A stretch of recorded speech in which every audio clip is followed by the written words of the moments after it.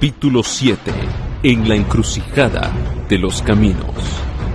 El más distinguido de todos los que fueron llamados a guiar a la iglesia de las tinieblas del papado a la luz de una fe más pura fue Martín Lutero, celoso, ardiente y abnegado, sin más temor que el temor de Dios y sin reconocer otro fundamento de la fe religiosa que el de las Santas Escrituras. Fue Lutero el hombre de su época. Por su medio realizó Dios una gran obra para reformar a la iglesia e iluminar al mundo. A semejanza de los primeros heraldos del Evangelio, Lutero surgió del seno de la pobreza. Sus primeros años transcurrieron en el humilde hogar de un aldeano de Alemania que con su oficio de minero ganara los medios necesarios para educar al niño. Quería que ese hijo fuese abogado, pero Dios se había propuesto hacer de él un constructor del gran templo que venía levantándose lentamente en el transcurso de los siglos. Las contrariedades, las privaciones y una disciplina severa constituyeron la escuela donde la infinita sabiduría preparara a Lutero para la gran misión que iba a desempeñar. El padre de Lutero era hombre de robusta y activa inteligencia y de gran fuerza de carácter, honrado, resuelto y franco. Era fiel a las convicciones que le señalaban su deber, sin cuidarse de las consecuencias. Su propio sentido común le hacía mirar con desconfianza el sistema monástico. Le disgustó mucho ver que Lutero, sin su consentimiento, entrara en un monasterio, y pasaron 2 años antes que el padre se reconciliara con el hijo, y aún así no cambió de opinión. Los padres de Lutero velaban con gran esmero por la educación y el gobierno de sus hijos. Procuraban instruirlos en el conocimiento de Dios y en la práctica de las virtudes cristianas. Muchas veces oía el hijo las oraciones que su padre dirigía al cielo para pedir que Martín tuviera siempre presente el nombre del Señor y contribuyese un día a propagar la verdad. Los padres no desperdiciaban los medios que su trabajo podía proporcionarles para dedicarse a la cultura moral e intelectual. Hacían esfuerzos sinceros y perseverantes para preparar a sus hijos para una vida piadosa y útil, siendo siempre firmes y fieles en sus propósitos y obrando a impulsos de su sólido carácter. Eran a veces demasiado severos, pero el reformador mismo, si bien reconoció que se habían equivocado en algunos respectos, no dejó de encontrar en su disciplina más cosas dignas de aprobación que de censura. En la escuela a la cual le enviaran en su tierna edad, Lutero fue tratado con aspereza y hasta con dureza. Tanta era la pobreza de sus padres que al salir de su casa para la escuela de un pueblo cercano, se vio obligado por algún tiempo a ganar su sustento cantando de puerta en puerta y padeciendo hambre con mucha frecuencia. Las ideas religiosas lóbregas y supersticiosas que prevalecían en su tiempo le llenaban de pavor. A veces se iba a acostar con el corazón angustiado, pensando con temor en el sombrío porvenir y viendo en Dios a un juez inexorable y un cruel tirano, más bien que un bondadoso Padre Celestial. Mas a pesar de tantos motivos de desaliento, Lutero siguió resueltamente adelante, puesta la vista en un dechado elevado de moral y de cultura intelectual que le cautivaba el alma. Tenía sed de saber y el carácter serio y práctico de su genio le hacía desear lo sólido y provechoso más bien que lo vistoso y superficial. Cuando a la edad de 18 años ingresó en la Universidad de Erfurt, su situación era más favorable y se le ofrecían perspectivas más brillantes que las que había tenido en años anteriores. Sus padres podían entonces mantenerle más desahogadamente merced a la pequeña hacienda que habían logrado con su laboriosidad y sus economías. Y la influencia de amigos juiciosos había borrado un tanto el sedimento de tristeza que decara en su carácter su primera educación. Se dedicó a estudiar los mejores autores, atesorando con diligencia sus maduras reflexiones y haciendo suyo el tesoro de conocimientos de los sabios. Aún bajo la dura disciplina de sus primeros maestros, dio señales de distinción y ahora, rodeado de influencias más favorables, vio desarrollarse rápidamente su talento. Por su buena memoria, su activa imaginación, sus sólidas facultades de raciocinio y su incansable consagración al estudio, vino a quedar pronto al frente de sus condiscípulos. La disciplina intelectual maduró su entendimiento y la actividad mental despertó una aguda percepción que le preparó convenientemente para los conflictos de la vida. El temor del Señor moraba en el corazón de Lutero y le habilitó para mantenerse firme en sus propósitos y siempre humilde delante de Dios. Permanentemente dominado por la convicción de que dependía del auxilio divino, comenzaba cada día con oración y elevaba constantemente su corazón a Dios para pedirle su dirección y su auxilio. Orar bien, decía él con frecuencia, es la mejor mitad del estudio. Un día, mientras examinaba unos libros en la biblioteca de la universidad, descubrió Lutero una Biblia latina. Jamás había visto aquel libro, hasta ignoraba que existiese. Había oído porciones de los evangelios y de las epístolas que se leían en el culto público y suponía que eso era todo lo que contenía la Biblia. Ahora veía por primera vez la palabra de Dios completa. Con reverencia mezclada de admiración hojeó las sagradas páginas.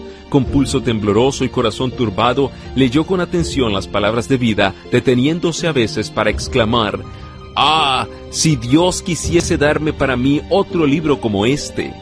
Los ángeles del cielo estaban a su lado y rayos de luz del trono de Dios revelaban a su entendimiento los tesoros de la verdad.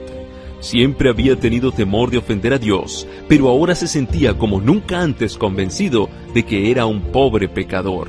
Un sincero deseo de librarse del pecado y de reconciliarse con Dios le indujo al fin a entrar en un claustro para consagrarse a la vida monástica.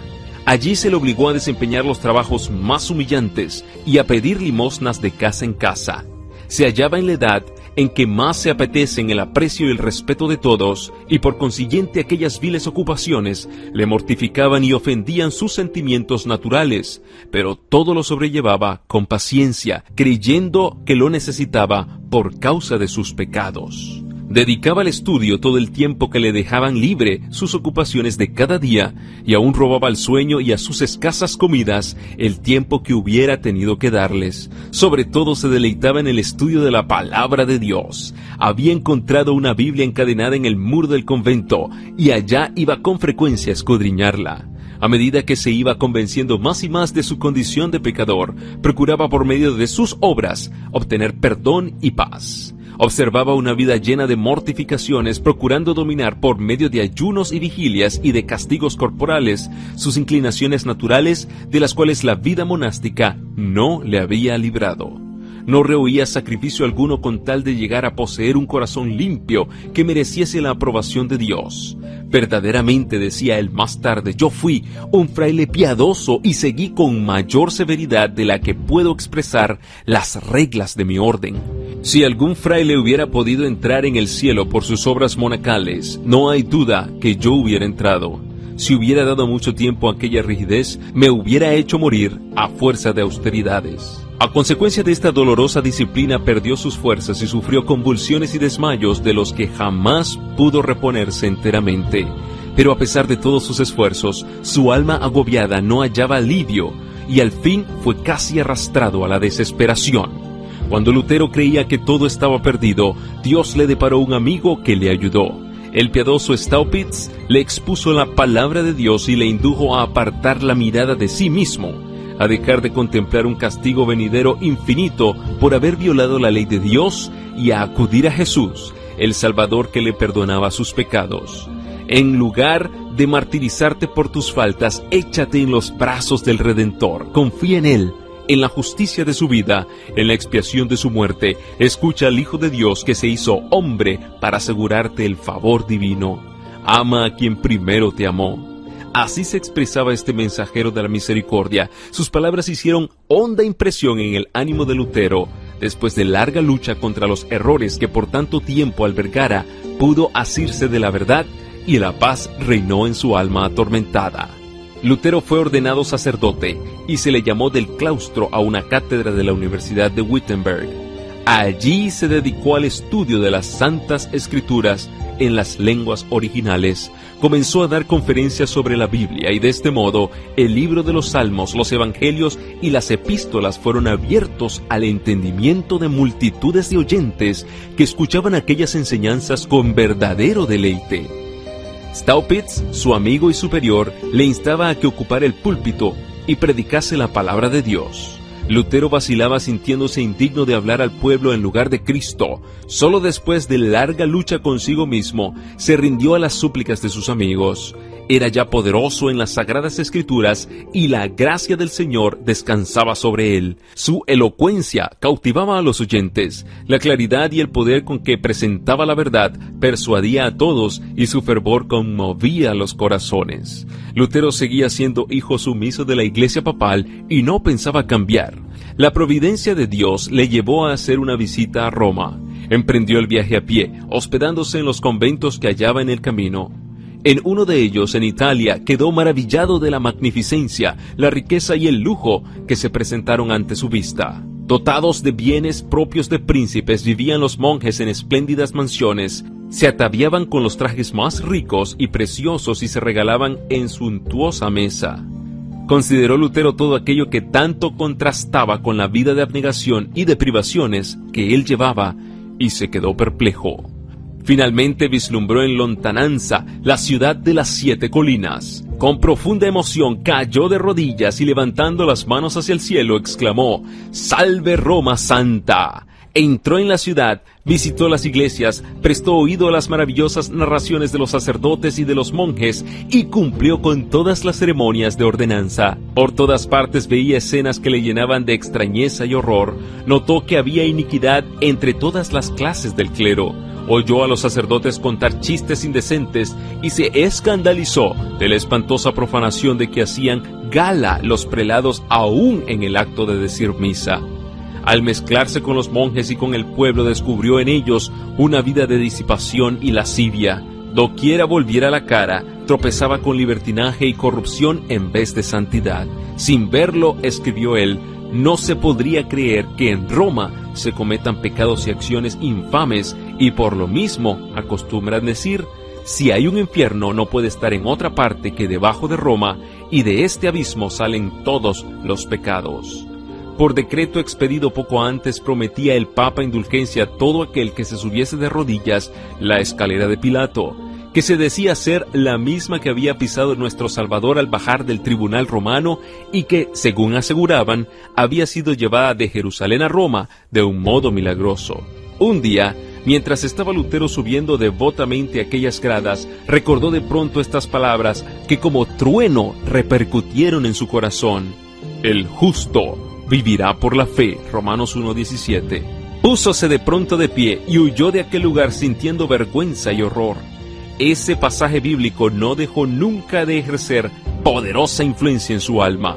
Desde entonces vio con más claridad que nunca el engaño que significaba para el hombre confiar en sus propias obras para su salvación y cuán necesario es tener fe constante en los méritos de Cristo.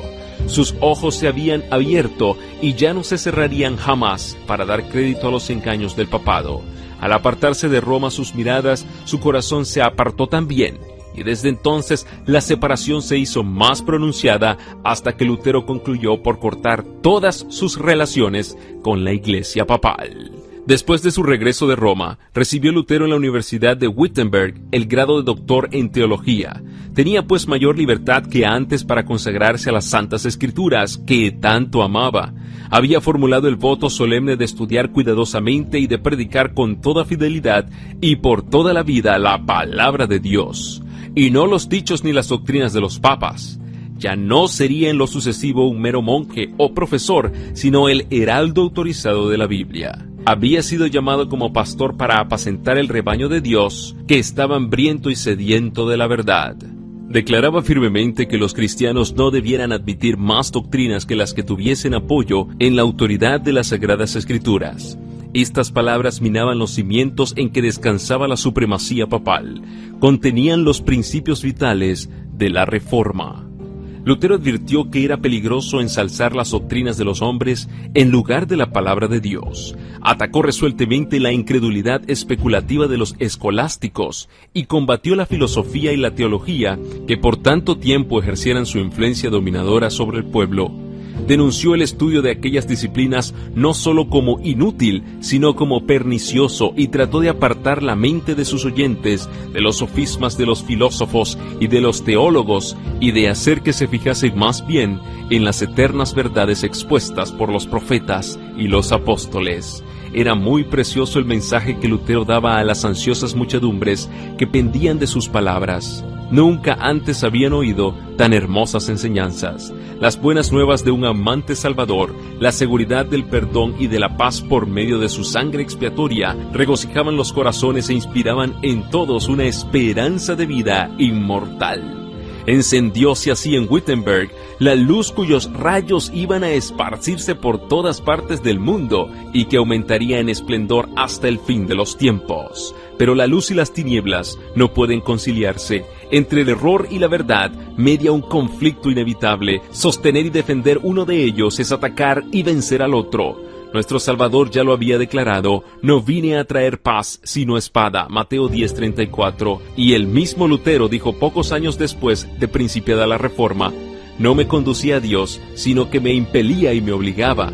Yo no era dueño de mí mismo, quería permanecer tranquilo y me veía lanzado en medio de tumultos y revoluciones. En aquella época de su vida estaba a punto de verse obligado a entrar en la contienda. La iglesia romana hacía comercio con la gracia de Dios. Las mesas de los cambistas, Mateo 21:12, habían sido colocadas junto a los altares y llenaba el aire la gritería de los que compraban y vendían. Con el pretexto de reunir fondos para la erección de la iglesia de San Pedro en Roma, se ofrecían en venta pública, con autorización del Papa, indulgencias por el pecado. Con el precio de los crímenes se iba a construir un templo para el culto divino y la piedra angular se echaba sobre cimientos de iniquidad. Empero los mismos medios que adoptara Roma para engrandecerse fueron los que hicieron caer el golpe mortal que destruyó su poder y su soberbia. Aquellos medios fueron lo que exasperó al más abnegado y afortunado de los enemigos del papado y le hizo iniciar la lucha que estremeció el trono de los papas e hizo tambalear la triple corona en la cabeza del pontífice. El encargado de la venta de indulgencias en Alemania, un monje llamado Tetzel, era reconocido como culpable de haber cometido las más viles ofensas contra la sociedad y contra la ley de Dios, pero habiendo escapado del castigo que merecieran sus crímenes, recibió el encargo de propagar los planes mercantiles y nada escrupulosos del Papa. Con atroz cinismo, divulgaba las mentiras más desvergonzadas y contaba leyendas maravillosas para engañar al pueblo ignorante, crédulo y supersticioso. Si hubiese tenido la Biblia, no se habría dejado engañar. Pero, para poderlo sujetar bajo el dominio del papado y para acrecentar el poderío y los tesoros de los ambiciosos jefes de la Iglesia, se le había privado de la Escritura. Cuando entraba Tetzel en una ciudad, iba delante de él un mensajero gritando: la gracia de Dios y la del Padre Santo están a las puertas de la ciudad. Y el pueblo recibía al blasfemo usurpador como si hubiera sido el mismo Dios que hubiera descendido del cielo. El infame tráfico se establecía en la iglesia y Tetzel ponderaba las indulgencias desde el púlpito como si hubiesen sido el más precioso don de Dios. Declaraba que en virtud de los certificados de perdón que ofrecía, quedábanle perdonados al que compraba las indulgencias, aún aquellos pecados que desease cometer después, y que ni aún el arrepentimiento era necesario. Hasta aseguraba a sus oyentes que las indulgencias tenían poder para salvar no solo a los vivos, sino también a los muertos, y que en el instante que las monedas resonaran al caer en el fondo de su cofre, el alma por la cual se hacía el pago escaparía del purgatorio y se dirigiría al cielo. Cuando Simón el mago intentó comprar a los apóstoles el poder de hacer milagros, Pedro le respondió: tu dinero perezca contigo, que piensas que el don de Dios se gane por dinero. Hechos 8:20. Pero millares de personas aceptaban ávidamente el ofrecimiento de Tetzel. Sus arcas se llenaban de oro y plata. Una salvación que podía comprarse con dinero era más fácil de obtener que la que requería arrepentimiento, fe y un diligente esfuerzo para resistir y vencer el mal. La doctrina de las indulgencias había encontrado opositores entre hombres instruidos y piadosos del seno mismo de la Iglesia de Roma, y eran muchos los que no tenían fe en acertos tan contrarios a la razón y a las Escrituras. Ningún prelado se atrevía a levantar la voz para condenar el inicuo tráfico, pero los hombres empezaban a turbarse y a inquietarse, y muchos se preguntaban ansiosamente si Dios no obraría por medio de alguno de sus siervos para purificar su iglesia. Lutero, aunque seguía adhiriéndose estrictamente al Papa, estaba horrorizado por las blasfemas declaraciones de los traficantes en indulgencias. Muchos de sus feligreses habían comprado certificados de perdón y no tardaron en acudir a su pastor para confesar sus pecados, esperando de él la absolución, no porque fueran penitentes y desearan cambiar de vida, sino por el mérito de las indulgencias. Lutero les negó la absolución y les advirtió que, como no se arrepintiesen y no reformasen su vida, morirían en sus pecados. Llenos de perplejidad, recurrieron a Tetzel para quejarse de que su confesor no aceptaba los certificados, y hubo algunos que con toda energía exigieron que se les devolviese su dinero. El fraile se llenó de ira, lanzó las más terribles maldiciones, hizo encender hogueras en las plazas públicas y declaró que había recibido del Papa la orden de quemar a los herejes que osaran levantarse contra sus santísimas indulgencias. Lutero inició entonces resueltamente su obra como campeón de la verdad. Su voz se oyó desde el púlpito en solemne exhortación. Expuso al pueblo el carácter ofensivo del pecado y enseñóle que es imposible al hombre reducir su culpabilidad o evitar el castigo por sus propias obras. Solo el arrepentimiento ante Dios y la fe en Cristo podían salvar al pecador. La gracia de Cristo no podía comprarse. Era un don gratuito. Aconsejaba a sus oyentes que no comprasen indulgencias, sino que tuviesen fe en el Redentor crucificado. Refería su dolorosa experiencia personal, diciéndoles que en vano había intentado por medio de la humillación y de las mortificaciones del cuerpo asegurar su salvación, y afirmaba que desde que había dejado de mirarse a sí mismo y había confiado en Cristo, había encontrado paz y gozo para su corazón. Viendo que Tetzel seguía con su tráfico y sus impías declaraciones, resolvió Lutero hacer una protesta más enérgica contra semejantes abusos. Pronto ofrecióse la excelente oportunidad.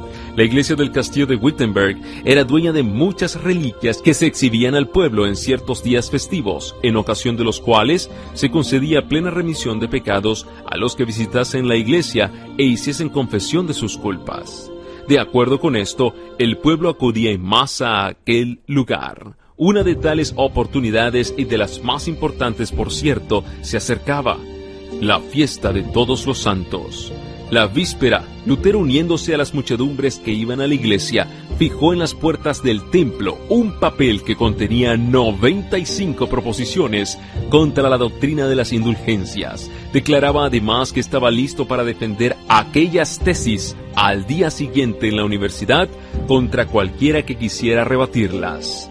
Estas proposiciones atrajeron la atención general, fueron leídas y vueltas a leer y se repetían por todas partes. Fue muy intensa la excitación que produjeron en la universidad y en toda la ciudad.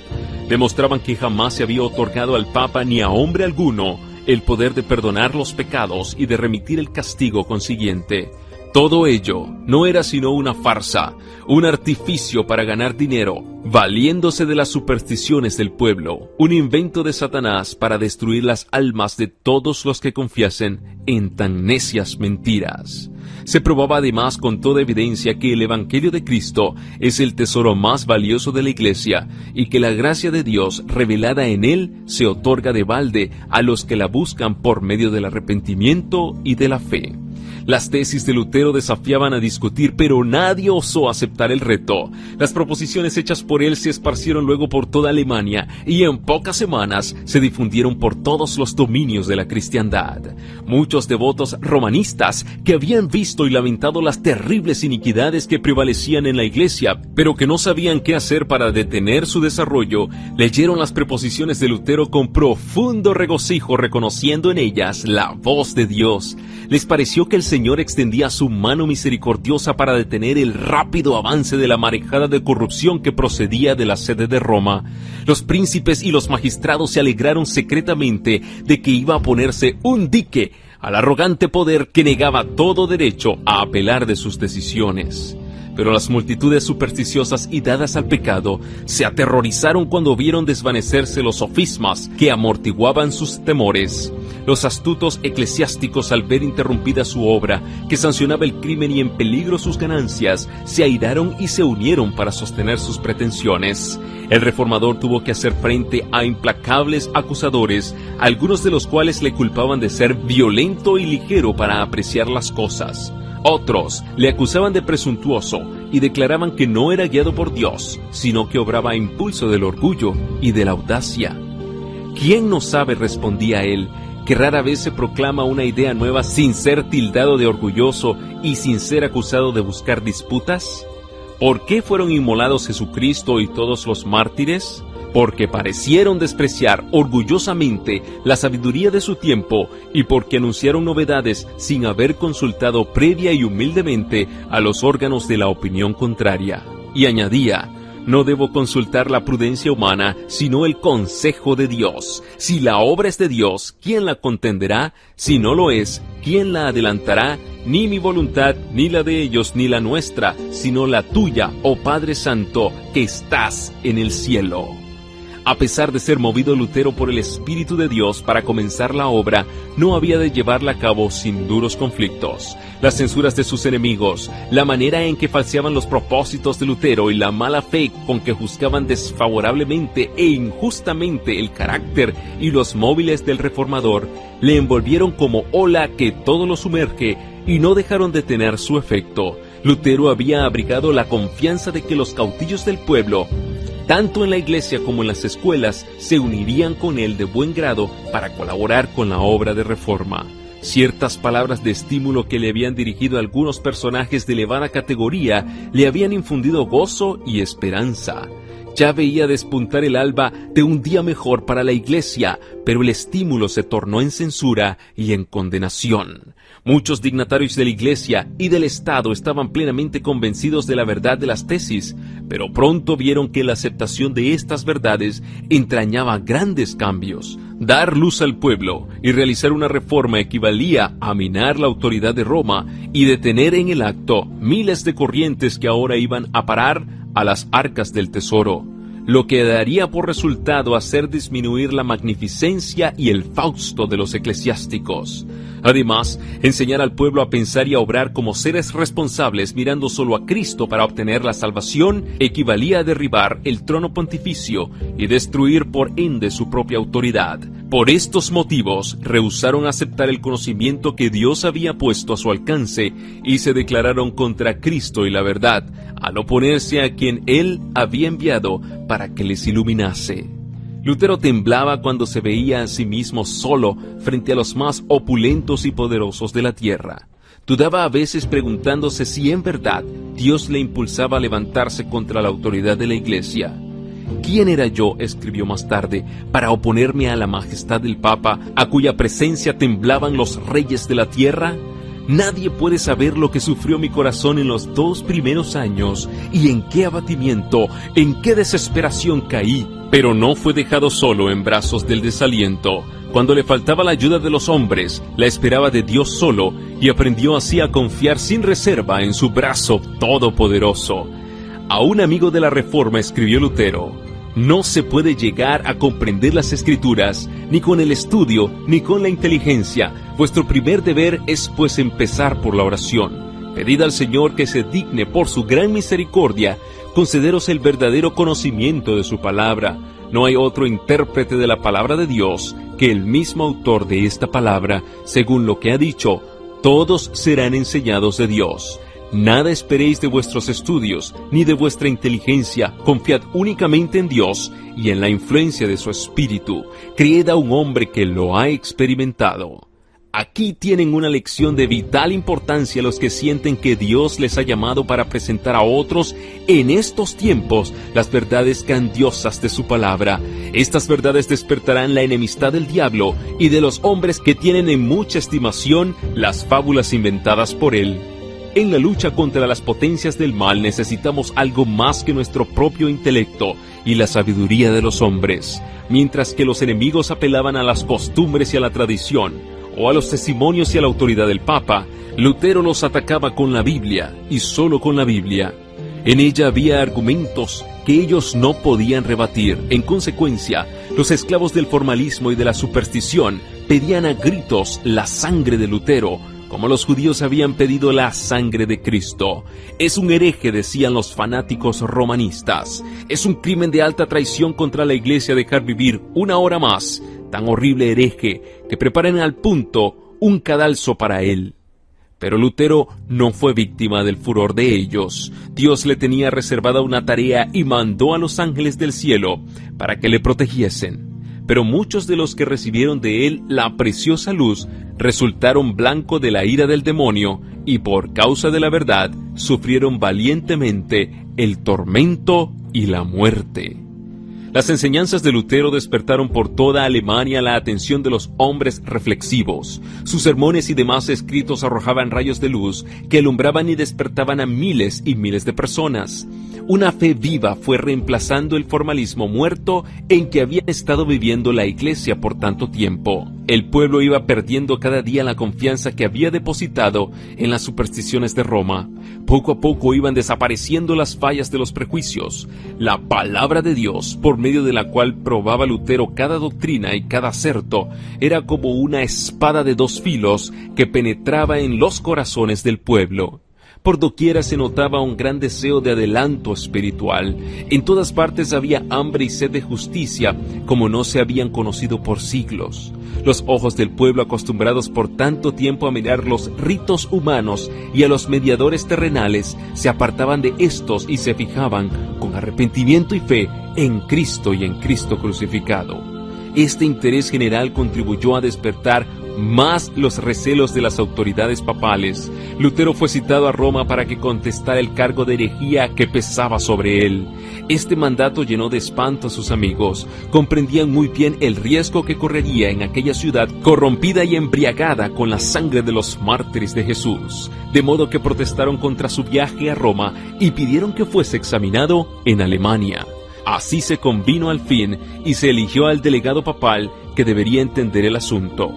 En las instrucciones que a éste dio el pontífice, se hacía constar que Lutero había sido declarado ya hereje. Se encargaba pues al legado que le procesara y le constriñera sin tardanza. En caso de que persistiera firme y el legado no lograra apoderarse de su persona, tenía poder para proscribirle de todos los puntos de Alemania, así como para desterrar, maldecir y excomulgar a todos sus adherentes. Además, para arrancar de raíz la pestilente herejía, el Papa dio órdenes a su legado de que excomulgara a todos los que fueran negligentes en cuanto a prender a Lutero y a sus correligionarios para entregarlos a la venganza de Roma, cualquiera que fuera su categoría en la Iglesia o en el Estado, con excepción del emperador.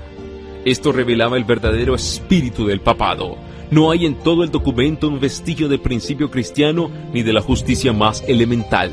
Lutero se hallaba a gran distancia de Roma, no había tenido oportunidad para explicar o defender sus opiniones y, sin embargo, antes que su caso fuese investigado, se le declaró sumariamente hereje y en el mismo día fue exhortado, acusado, juzgado y sentenciado, y todo esto por el que se llamaba Padre Santo, única autoridad suprema e infalible de la Iglesia y del Estado.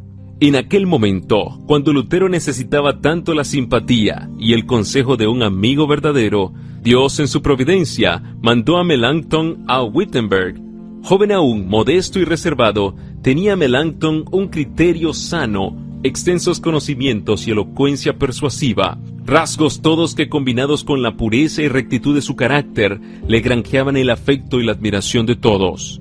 Su brillante talento no era más notable que su mansedumbre. Muy pronto fue discípulo sincero del Evangelio, a la vez que el amigo de más confianza de Lutero y su más valioso cooperador. Su dulzura, su discreción y su formalidad servían de contrapeso al valor y la energía de Lutero. La unión de estos dos hombres en la obra vigorizó la reforma y estimuló mucho a Lutero. Augsburgo era el punto señalado para la verificación del juicio, y allá se dirigió a pie el reformador. Sus amigos sintieron despertarse en sus ánimos serios temores por él. Se habían proferido amenazas sin embozo de que le secuestrarían y le matarían en el camino, y sus amigos le rogaban que no se arriesgara.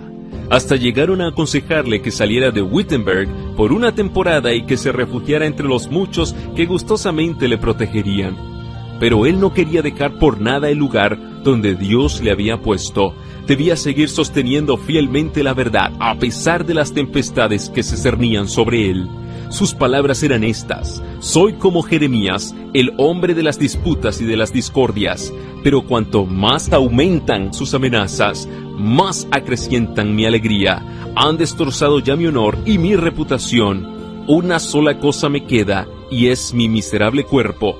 Que lo maten. Abreviarán así mi vida de algunas horas. En cuanto a mi alma, no pueden quitármela. El que quiere propagar la palabra de Cristo en el mundo debe esperar la muerte a cada instante. Las noticias de la llegada de Lutero a Augsburgo dieron gran satisfacción al legado del Papa. El modesto hereje que había despertado la atención del mundo entero parecía hallarse ya en poder de Roma, y el legado estaba resuelto a no dejarle escapar. El reformador no se había cuidado de obtener un salvoconducto. Sus amigos le instaron a que no se presentase sin él, y ellos mismos se prestaron a recabarlo del emperador. El legado quería obligar a Lutero a retractarse, o si no lo lograba, a hacer que lo llevaran a Roma para someterle a la suerte que habían corrido Huss y Jerónimo. Así que, por medio de sus agentes, se esforzó en inducir a Lutero a que compareciese sin salvoconducto, confiando solo en el árbitro del legado. El reformador se negó a ello resueltamente. No fue sino después de recibido el documento que le garantizaba la protección del emperador cuando se presentó ante el embajador papal. Pensaron los romanistas que convenía conquistar a Lutero por una apariencia de bondad. El legado, en sus entrevistas con él, fingió gran amistad, pero le exigía que se sometiera implícitamente a la autoridad de la Iglesia y que se diera a todos sin reserva alguna y sin alegar. En realidad, no había sabido aquilatar el carácter del hombre con quien tenía que habérselas.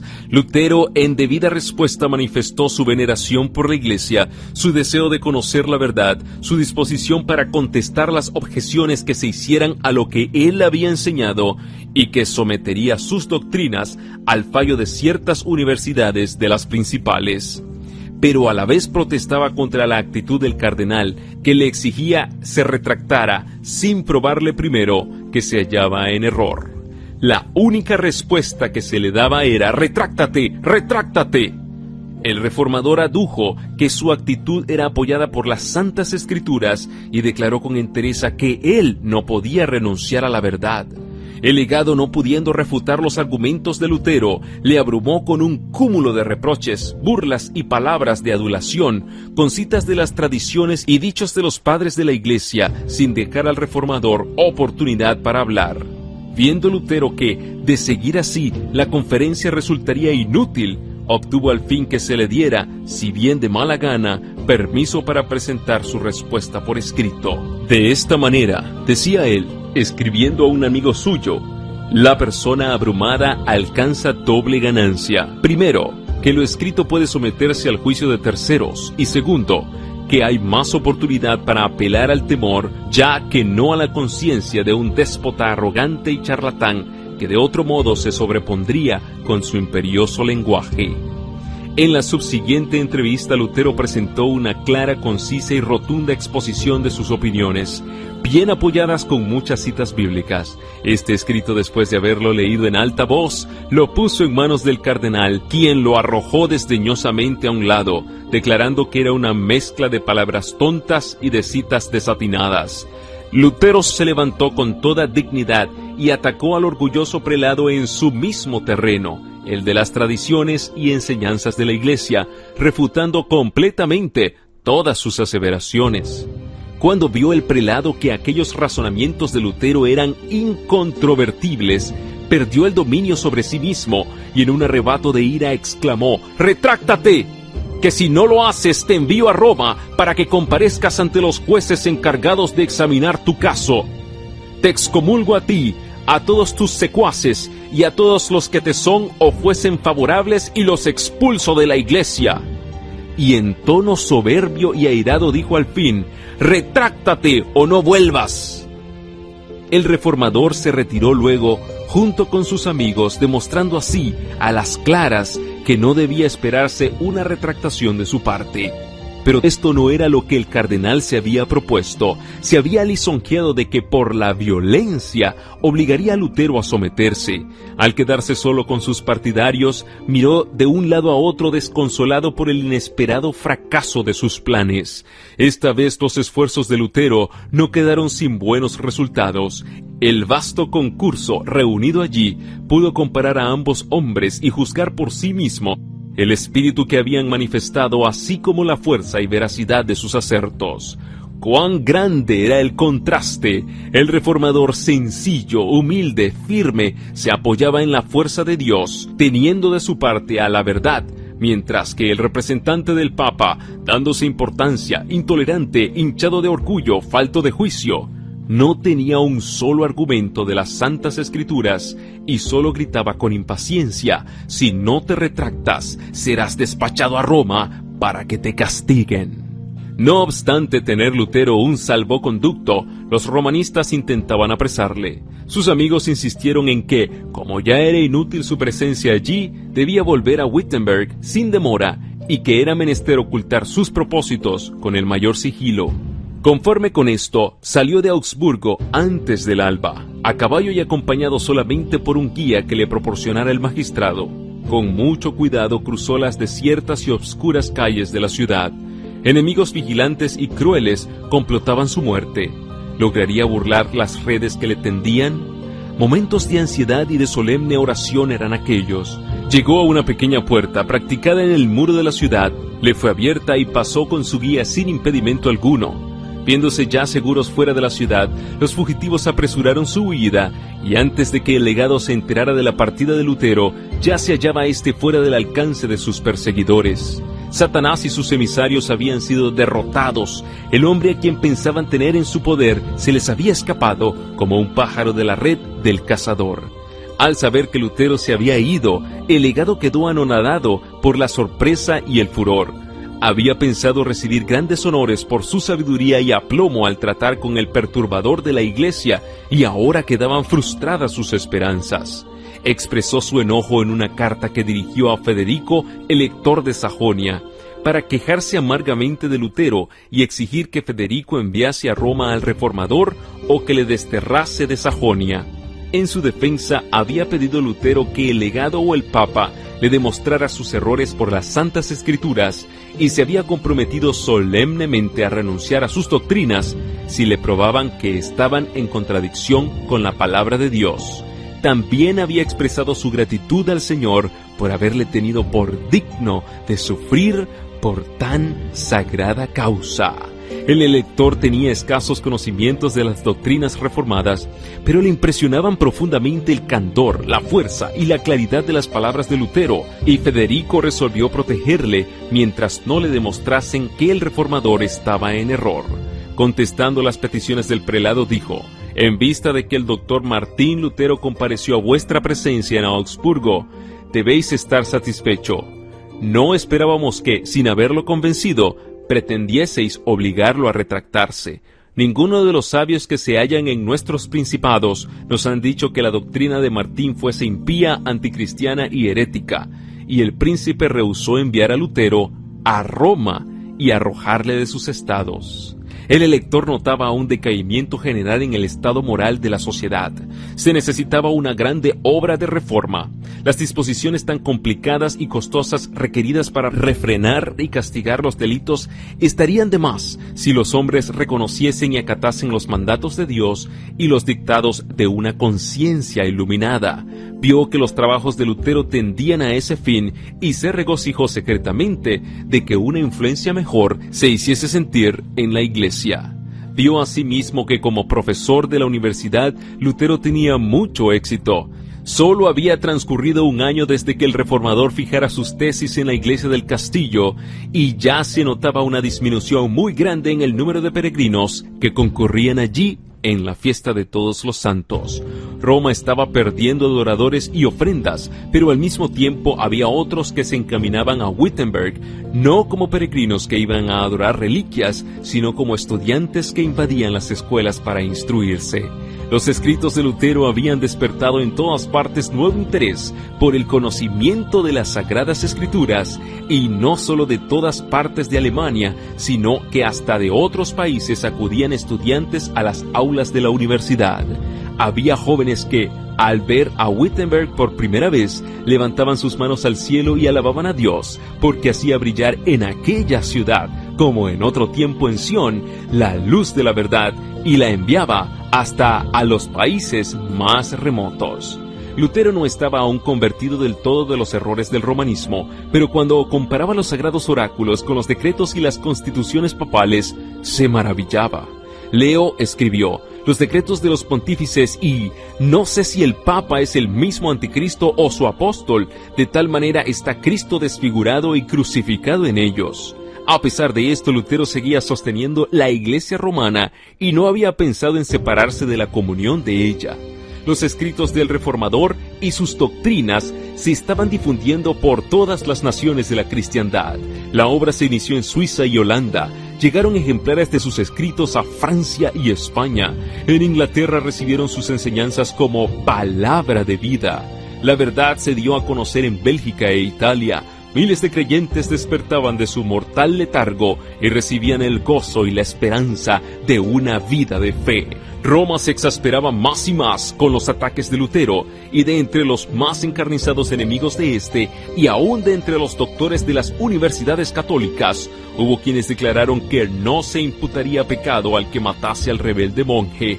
Cierto día un desconocido se acercó al reformador con una pistola escondida debajo de su manto y le preguntó por qué iba solo. «Estoy en manos de Dios», contestó Lutero. «Él es mi fuerza y mi amparo. ¿Qué puede hacerme el hombre mortal?». Al oír estas palabras, el hombre se demudó y huyó como si se hubiera hallado en presencia de los ángeles del cielo. Roma estaba resuelta a aniquilar a Lutero, pero Dios era su defensa. Sus doctrinas se oían por doquiera, en las cabañas, en los conventos, en los palacios de los nobles, en las academias y en la corte de los reyes. Y aún hubo hidalgos que se levantaron por todas partes para sostener los esfuerzos del reformador. Por aquel tiempo fue cuando Lutero, al leer las obras de Hus, descubrió que la gran verdad de la justificación por la fe, que él mismo enseñaba y sostenía, había sido expuesta por el reformador bohemio. «Todos hemos sido husitas», dijo Lutero, aunque sin saberlo. Pablo, Agustín y yo mismo, y añadía: «Dios pedirá cuentas al mundo, porque la verdad fue predicada hace ya un siglo y la quemaron». En un llamamiento que dirigió Lutero al emperador y a la nobleza de Alemania en pro de la reforma del cristianismo, decía, refiriéndose al Papa: «Es una cosa horrible contemplar al que se titula vicario de Cristo ostentando una magnificencia superior a la de los emperadores. ¿Es esto parecerse al pobre Jesús o al humilde San Pedro? Él es, dicen, el Señor del mundo, mas Cristo, del cual se jacta ser el vicario, dijo: mi reino no es de este mundo». ¿El reino de un vicario se extendería más allá que el de su Señor? Hablando de las universidades decía: «Temo mucho que las universidades sean unas anchas puertas del infierno si no se aplican cuidadosamente a explicar la Escritura Santa y grabarla en el corazón de la juventud. Yo no aconsejaré a nadie que coloque a su hijo donde no reine la Escritura Santa. Todo instituto donde los hombres no están constantemente ocupados con la palabra de Dios se corromperá». Este llamamiento circuló con rapidez por toda Alemania e influyó poderosamente en el ánimo del pueblo. La nación entera se sentía conmovida y muchos se apresuraban a alistarse bajo el estandarte de la Reforma. Los opositores de Lutero, que se consumían en deseos de venganza, exigían que el Papa tomara medidas decisivas contra él. Se decretó que sus doctrinas fueran condenadas inmediatamente. Se concedió un plazo de 60 días al reformador y a sus correligionarios, al cabo de los cuales, si no se retractaban, serían todos excomulgados. Fue un tiempo de crisis terrible para la Reforma. Durante siglos la sentencia de excomunión pronunciada por Roma había subido en el terror a los monarcas más poderosos y había llenado los más soberbios imperios con desgracias y desolaciones. Aquellos sobre quienes caía la condenación eran mirados con espanto y horror, quedaban incomunicados de sus semejantes y se les trataba como a bandidos a quienes se debía perseguir hasta exterminarlos. Lutero no ignoraba la tempestad que estaba a punto de desencadenarse sobre él, pero se mantuvo firme, confiando en que Cristo era su escudo y fortaleza. Con la fe y el valor de un mártir escribía: ¿qué va a suceder? No lo sé, ni me interesa saberlo. Sea donde sea que estalle el rayo, permanezco sin temor, ni una hoja del árbol cae sin el beneplácito de nuestro Padre Celestial, cuanto menos nosotros. Es poca cosa morir por el Verbo, pues que este Verbo se hizo carne y murió por nosotros. Con Él resucitaremos, si con Él morimos, y pasando por donde Él pasó, llegaremos a donde llegó, y moraremos con Él durante la eternidad. Cuando tuvo conocimiento de la bula papal, dijo: la desprecio y la ataco como impía y mentirosa. El mismo Cristo es quien está condenado en ella. Me regocijo de tener que sobrellevar algunos males por la más justa de las causas. Me siento ya más libre en mi corazón, pues sé finalmente que el Papa es el Anticristo y que su silla es la de Satanás. Sin embargo, el decreto de Roma no quedó sin efecto. La cárcel, el tormento y la espada eran armas poderosas para imponer la obediencia. Los débiles y los supersticiosos temblaron ante el decreto del Papa, y si bien era general la simpatía hacia Lutero, muchos consideraron que la vida era demasiado cara para arriesgarla en la causa de la Reforma. Todo parecía indicar que la obra del reformador iba a terminar. Pero Lutero se mantuvo intrépido. Roma había lanzado sus anatemas contra él, y el mundo pensaba que moriría o se daría por vencido. Pero con irresistible fuerza, Lutero devolvió a Roma la sentencia de condenación y declaró públicamente que había resuelto separarse de ella para siempre. En presencia de gran número de estudiantes, doctores y personas de todas las clases de la sociedad, quemó Lutero la bula del Papa con las leyes canónicas, las decretales y otros escritos que daban apoyo al poder papal. Al quemar mis libros, dijo él, mis enemigos han podido causar mengua a la verdad en el ánimo de la plebe y destruir sus almas. Por esto yo también he destruido sus libros. Ha principiado una lucha reñida. Hasta aquí no he hecho sino chancear con el Papa. Principié esta obra en nombre de Dios, y ella se acabará sin mí y por su poder. A los escarnios de sus enemigos que le desafiaban por la debilidad de su causa, contestaba Lutero: ¿quién puede decir que no sea Dios el que me ha elegido y llamado, y que ellos al menospreciarme no deberían temer que están menospreciando a Dios mismo? Moisés iba solo a la salida de Egipto, Elías estaba solo en los días del rey Acab, Isaías solo en Jerusalén, Ezequiel solo en Babilonia. Dios no escogió jamás por profeta ni al sumo sacerdote ni a otro personaje distinguido, sino que escogió generalmente a hombres humildes y menospreciados, y en cierta ocasión a un pastor, Amós. En todo tiempo los santos debieron, con peligro de su vida, reprender a los grandes, a los reyes, a los príncipes, a los sacerdotes y a los sabios. Yo no digo que soy un profeta, pero digo que deben temer precisamente porque yo soy solo y porque ellos son muchos. De lo que estoy cierto es de que la palabra de Dios está conmigo y no con ellos. No fue sino después de haber sostenido una terrible lucha en su propio corazón, cuando se decidió finalmente Lutero a separarse de la Iglesia. En aquella época de su vida escribió lo siguiente: cada día comprendo mejor lo difícil que es para uno desprenderse de los escrúpulos que le fueron imbuidos en la niñez. Oh, cuánto no me ha costado, a pesar de que me sostiene la Santa Escritura, convencerme de que es mi obligación encararme yo solo con el Papa y presentarlo como el Anticristo. ¿Cuántas no han sido las tribulaciones de mi corazón? ¿Cuántas veces no me he hecho a mí mismo con amargura la misma pregunta que he oído frecuentemente de labios de los papistas? ¿Tú solo eres sabio? ¿Todos los demás están errados? ¿Qué sucederá si al fin de todo eres tú el que estás en error y envuelves en el engaño a tantas almas que serán condenadas por toda la eternidad? Así luché yo contra mí mismo y contra Satanás hasta que Cristo, por su palabra infalible, fortaleció mi corazón contra estas dudas. El Papa había amenazado a Lutero con la excomunión si no se retractaba, y la amenaza se cumplió. Se expidió una nueva bula para publicar la separación definitiva de Lutero de la Iglesia romana. Se le declaraba maldito por el cielo y se incluía en la misma condenación a todos los que recibiesen sus doctrinas. La gran lucha se iniciaba de lleno. La oposición es la suerte que les toca a todos aquellos a quienes emplea Dios para que prediquen verdades aplicables especialmente a su época. Había una verdad presente o de actualidad en los días de Lutero, una verdad que en aquel tiempo revestía especial importancia, y así hay ahora una verdad de actualidad para la Iglesia en nuestros días. Al Señor, que hace todas las cosas de acuerdo con su voluntad, le ha agradado colocar a los hombres en diversas condiciones y encomendarles deberes particulares propios del tiempo en que viven y según las circunstancias de que están rodeados. Si ellos aprecian la luz que se les ha dado, obtendrán más amplia percepción de la verdad. Pero hoy día, la mayoría no tiene más deseo de la verdad que los papistas enemigos de Lutero. Existe hoy la misma disposición que antaño para aceptar las teorías y tradiciones de los hombres antes que las palabras de Dios. Y los que esparcen hoy este conocimiento de la verdad no deben esperar encontrar más aceptación que la que tuvieron los primeros reformadores. El gran conflicto entre la verdad y la mentira, entre Cristo y Satanás, irá aumentando en intensidad a medida que se acerque el fin de la historia del mundo.